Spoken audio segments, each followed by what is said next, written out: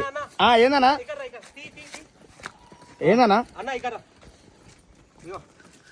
నీకు ఇగో ఈ చెట్టు కనబడుతుంది ఏదన్నా ఇగో ఈ చెట్టు అవునా ఏం చెట్టు అన్న దేనికి ఉపయోగం అది? ఈ చెట్టును గుర్తుపెట్టుకోర్రి అన్న ఇలా ఊసుట్టున్నా ఈ చెట్టును గుర్తుపెట్టుకోర్రి.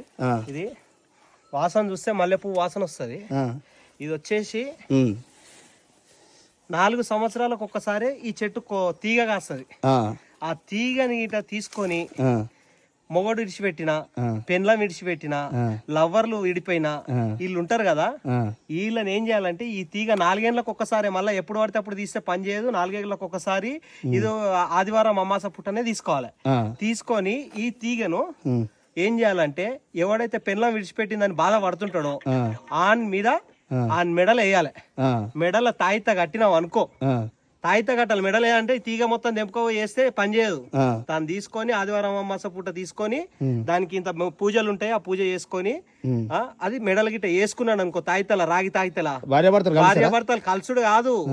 పెన్లం అమెరికాలో ఉన్నా కూడా 7 సముద్రాలు దాటి అయస్కాంతంలాగా ఉరుకొచ్చి వాని పంచకు ఆమె కొంగును ముడేస్తుంది. అంతేనా?